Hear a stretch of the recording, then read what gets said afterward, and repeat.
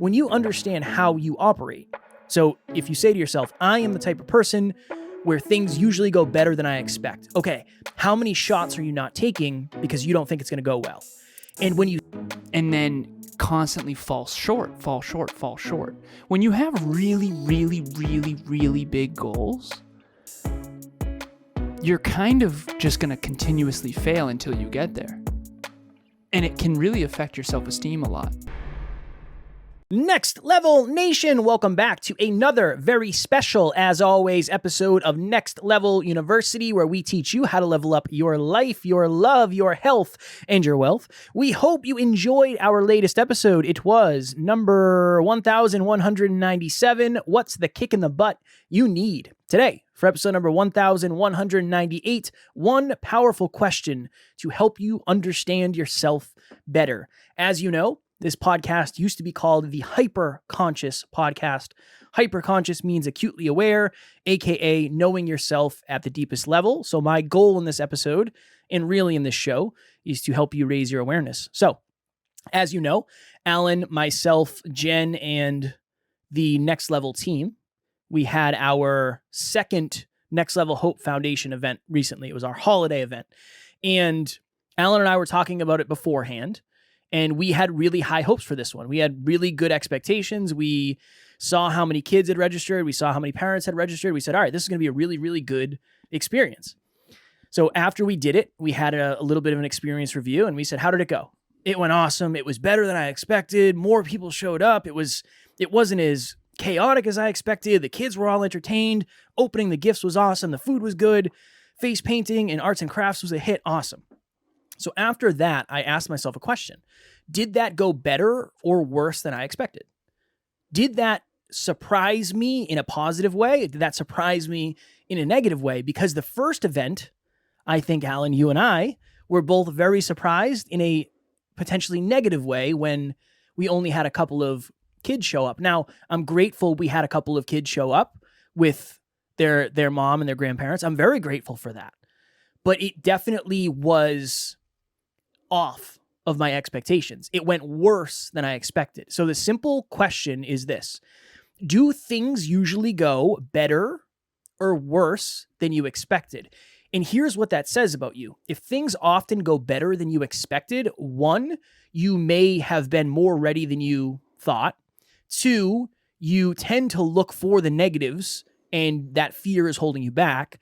Three, you're somebody who probably considers yourself a realist, like me. I've always said that.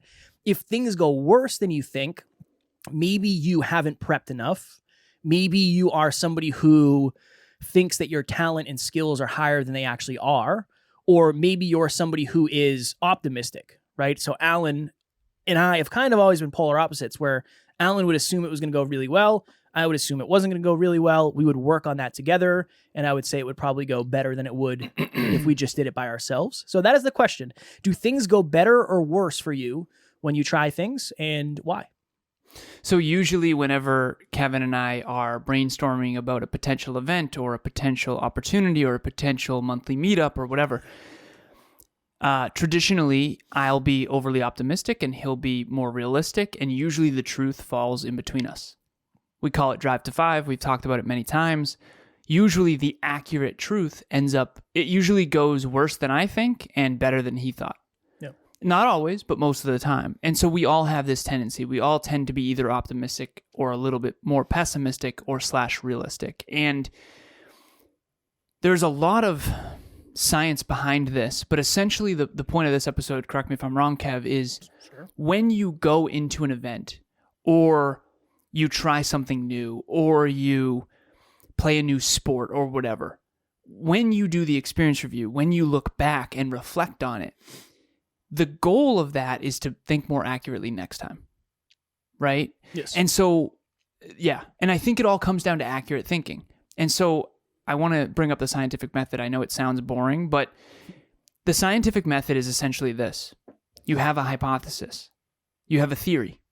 I have a theory that if we do a charity for single parents around the holidays, it will go well.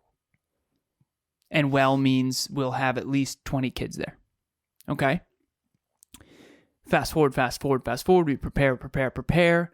After the event, we reflect and review. Okay, it turns out only 15 kids came, so I was 5 children off. And a lot of people say don't have expectations. They try to say that. Don't have expectations. That way you're always pleased.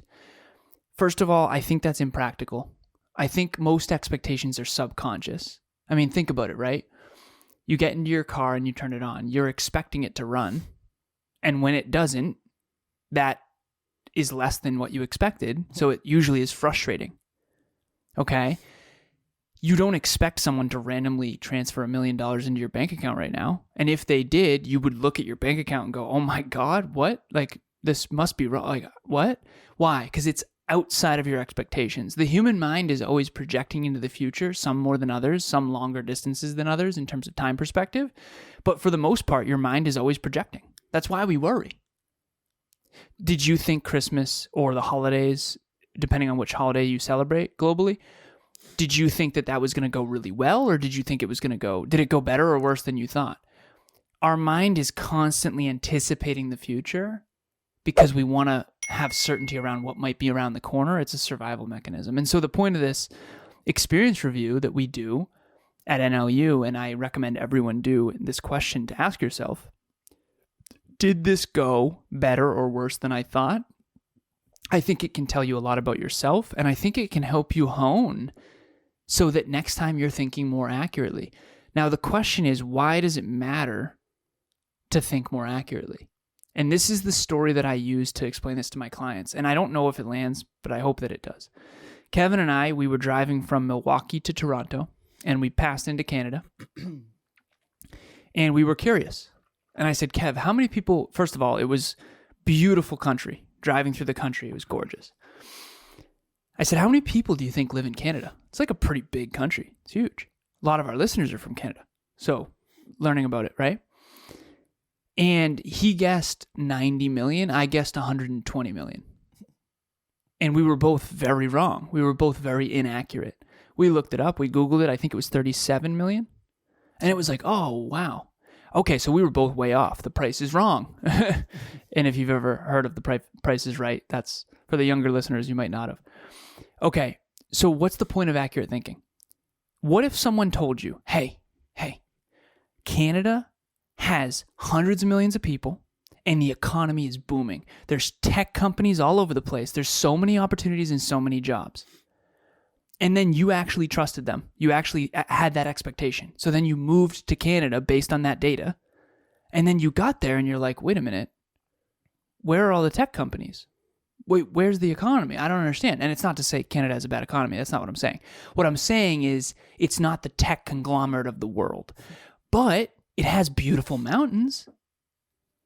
So the point is that when you are given inaccurate data, you can make decisions that you wouldn't normally make if you had the accurate data. And that's why experience reviews are so important. That's why asking this question is so important, because you need to reflect on what happened to see how inaccurate you were so that next time you can make a more informed decision.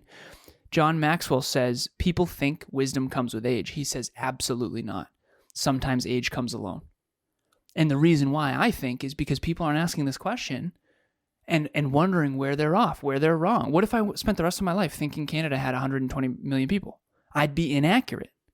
And I'd make decisions based on inaccurate truth. And that could or could not affect me in a very big way. Speaking of expectations, Alan, quick shout out to all of our listeners in Antigua and Barbuda.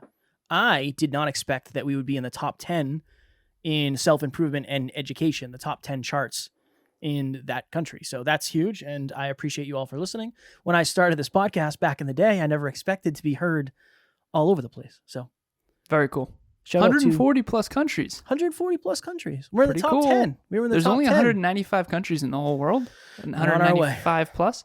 And we're on our way. We're heard in 140 countries. So shout out to everybody listening to us all over the world. I'm very, very, very, very, very grateful. The other interesting thing, Alan, is, and this is why knowing yourself is such an important thing. So Taryn and I were having a conversation the night before the Next Level Hope Foundation event. And she's like, how do you feel? And I was like, I feel good. She's like, are you like nervous at all? And I said, no, not really. And she's like, do you think it's going to go well? And I said, yeah, based on what I understand now and where we're at, I feel like it's going to go really well. I mean, most of the presents are already wrapped. I feel really good about tomorrow. And she had this interesting take, which I really appreciated because I didn't look at it this way. But she said, do you think that you've gone to Alan's side of not prepping and thinking things are going to work out? And I was like, definitely to some degree. Yeah, for sure. Definitely to some degree. So to my original point and what Alan further expanded upon, in the beginning, I was the type of person that if I did a quality podcast episode, I'd be surprised. If I did fairly well at a speech, I would be surprised. If I did really well in a coaching call, I would be surprised because things usually went better than I expected because I always assumed things were going to go bad. And I think you and I have really helped each other drive to 5, where I think Alan now thinks more realistically, quote unquote, take that for whatever it's worth. Definitely. And I think I'm also more, yeah, it's going to be fine. It'll be okay. I mean, all things considered, we're going to be fine. And Taryn said, she's like, aren't you afraid to like fail forward on this type of event where it's like a charity event? And I said, no, I mean, we've failed forward so much. And I made a joke. I was like, usually when we fail forward, it costs us a lot of money. Like this is a charity event. So it's not that, financially, it's not that big of a deal, even though there is money that goes into it. But I just kind of made that joke where, I don't know, I think now the reasonable thought, the frame for me is I know there's going to be some sort of jeffing. So it's almost like, is the jeffing as big as I think it's going to be? And for the new listeners, jeffing means the mistake, the ugliness, the failure, whatever it is, the lesson. I'm Derek Smith, and I just wanted to talk to you real quick about group coaching. I found it to be very beneficial. The biggest thing that I got from it was definitely the tap out and keeping track of the daily habits. It's much easier to get these priorities done when it's scheduled. That way you know that you're doing them first compared to trying to fit them in later. So scheduling it and getting that done first and then having something accountable every single day to do those was definitely beneficial. So if you're thinking about giving group coaching a chance, you should definitely do it. There was many potential jeffings that we learned from, but none of them were nearly as big as I expected. The first time we did a charity event, we only had 2 people show up. And that was the jeffing is, okay. Everything else went smooth. The food was great. Two kids. Yeah, 2 kids. Yeah. Everything else, there was very few other jeffings. Yeah. This time we had a plethora of human beings show up. Great. Super excited about that. But there were other potential jeffings. So it's very interesting. And this is really the cheat code behind this. When you understand how you operate. So if you say to yourself, I am the type of person where things usually go better than I expect. Okay, how many shots are you not taking because you don't think it's going to go well? And when you start to understand that, you can start to build momentum towards that. Another reason I wanted to do this episode, Alan, is I mentioned this previously, but I booked all my travel to go to Florida. So I'm going to Florida. I'm going to a podcast event. I actually just talked to the coordinator today. I'm going to get on the calendar with her later this week to talk about potential fill-in spots, whatever. Usually, when I go to an event, I assume I'm going to feel bad. I assume whoever's on stage is going to blow my mind and is going to question my abilities as a human being. I'm curious to see what happens this time. Number one, I'm traveling alone. So Taryn didn't want to come because she said, honestly, I'm just going to end up staying at the hotel. Yeah, it'll be nice to work from Florida, but I'm still going to be working, so there's no point. Alan's going to be staying home, so it's just me going down there by myself. I got my Airbnb. I got my rental car. Cool, we're going to be off to the races. I'm very intrigued to see if things go better than I expect or worse than I expected based on my new level of confidence. I'm very interested to see what happens and then how I respond to that. So I will make sure to come back with some lessons, I'm sure. But again, that's not till next month. I know we got to go. One more layer to this that I've found really to be beneficial. At the end of the day, you have to have a belief that accurate thinking is the most important. And that's a whole nother podcast episode, so I won't go down that rabbit hole. But one thing that I've found this year in 2022, specifically as we transition into 2023, I didn't realize how overly optimistic I was about people. I realized that most people never exceed my expectations. And the reason why is because I'm so inaccurate about my belief of what they're currently capable of. And this can seem really depressing, but that's not my point. I think I had such a high belief in people's capabilities that I almost set these unachievable expectations. And I think that I do that for myself too, which is why I think I struggled with self-worth when I was younger, because I would set these goals that are genuinely impossible or improbable, and then constantly fall short.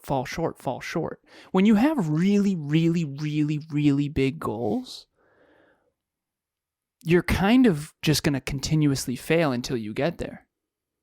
And it can really affect your self-esteem a lot. And when it comes to understanding yourself, this one last frame I think will really help everyone. Do people exceed your expectations often, or do they let you down often? I didn't realize this, but I think that usually people let me down more. And I think that's because I think I saw people better than they really were. And I think there's some good in that. I do. I think that I see potential in people they don't always see in themselves. And I think that's a gift. I really do. But if I'm not careful, they'll never actually be able to live up to what I believe is possible. And I'll spend my relationships frustrated. You know, not just intimate relationships, but friendships, all that stuff. And so ask yourself that question. Are you seeing yourself accurately? Are you seeing other people accurately? Are you seeing the world accurately? Because when you do see yourself, other people, and the world accurately, you're going to make much better, more effective decisions. If, for example, my executive admin, Amy, if I think she's capable of like in-depth mathematical algorithms in the spreadsheet that we use, I'm going to be constantly frustrated that she's not executing on something that she doesn't know. And that's totally understandable. But if I know and have the knowledge that Amy doesn't know math as well as I do, that's okay. Now I won't have that expectation. Now we can actually work with what we have as a team, and she won't feel bad, and neither will I. So there's a lot of implications to this, and all you have to do is consistently check in with, how accurate am I? Did that go better or worse than I thought? Is that person better or worse than I thought they'd be? You were better at knockout in basketball than I thought. Nice. I thought you were going to, yeah, definitely. You beat me twice out of 10. I'm an athlete, son. I have, apparently. I'm an athlete. Put a ball in the kid's hands, he's going to excel. Son? Some, not a golf ball. Yeah, very optimistic. But that's the goal here, is to just reassess. And here's the problem. People change. The world changes. You change. So you have to constantly recheck in, just like Kevin with the baseball story of like, he used to be an all-star baseball player, and then he's at a circus throwing a ball at the cups or whatever. Not well. What are they, cups or bottles? Milk jugs, glass milk jugs. Which is a rigged game for sure. Of course, the whole carnival is. That's how they make their money. That's a good analogy for the wrong expectations. Or like the casino. Having the wrong win. Yeah. Having the wrong expectations is a lot like going to a carnival where it's rigged against you. Yeah. Boom. Analogy. I'll add this before we sign off. So it was Christmas yesterday. Well, we're recording this on Monday. I say that every week. If you're listening to this, it's Tuesday. So it was Christmas 2 days ago. And this year, so I have some, I don't want to say shame around past Christmases, but I'm not super excited about my performance when it comes to gift giving, because sometimes I struggle with thoughtful gifts. Sometimes I'm like, I don't know what Tara would like. I don't really know. I know her really well, but I don't always know. Or I jeff myself in time, and it's like 3 days before Christmas, and I'm like, oh my goodness, this is like a movie. It's like Jingle All the Way. I am in trouble here. But this year, I was super proactive. And I ended up shopping on Etsy. I don't know if you've ever used Etsy, but I've never used it before. And Taryn's like, hey, there's some stuff on here. Let me send you some links to some things I might like. We'll go from there. All those things were sold out. It's okay. So I bought a bunch of stuff from Etsy. Awesome. We were in bed the night of Christmas, and Taryn was crying because of how good Christmas was. She's like, you were so thoughtful, and the gifts were amazing, and I just appreciate you being so thoughtful. So Christmas this year went better than I expected. And now, based on the understanding, and now that's like locked in, thoughtfulness equals success. Thoughtfulness equals success. So now my expectations are completely different. My approach will be completely different, and my results will be completely different based on that. So anytime I can use a Christmas example in an episode based on the fact that we just had Christmas, I already changed my lights in the studio back to normal. I am sad about it, but I'm excited for this time next year. I'll be prepared. Next Level Nation, as you know, we are starting the year strong, and we want you to start the year strong with us. Our 9th round of group coaching starts on January 3rd. It is every other week with Alan and myself, and then the other weeks, so the bye weeks with Alan and I, we have a call with the wonderful Jesse, our assistant coach. So no matter what, you'll be getting better every single week. Start the year strong. Don't let this be another year where you start and you say, okay, I'm going to make these resolutions, and then 3 weeks later, you are not accomplishing what you want. You have a finite amount of years on this planet. Make sure this one is a successful one. Excuse me. Strong work, brother. Thanks, man. I had one of the NLU team members tell me a story about a listener. She said, listen, this listener loves you guys. She listens to your podcast every day, but she was scared to get on the phone with you. She didn't understand. And the reason she was scared is she's like, well, I don't know what we're going to talk about. I'm intimidated. I don't have anything prepared. XYZ. And she said, what you should do is just tell the listeners you want to meet them, you want to get to know them. And that's really what I'm doing right now. If you've never done a free call with me, you have nothing to be afraid of. I just want to meet the listeners. And the more I understand and meet the listeners, the better this show will get.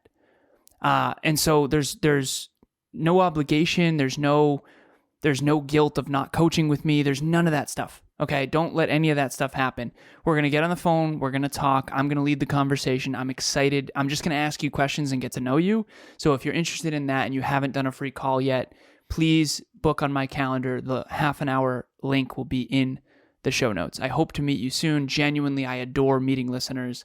I have never once met a listener and then regretted it. It always turned into something good, even if it just meant getting to know these listeners better and so that we can have a better show for all of you.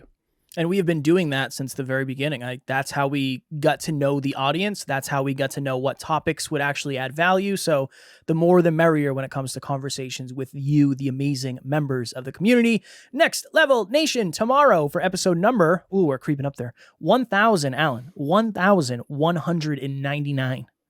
Wow. Sometimes saying no is saying yes to yourself. Obviously, a lot of us just dealt with the holidays, so that brings up a lot of different things for different people. So we will go into that. As always, we love you. We appreciate you. We are grateful for each and every one of you. And at NLU, we do not have fans. We have family. We will talk to you all tomorrow. And we'll see you at the next level.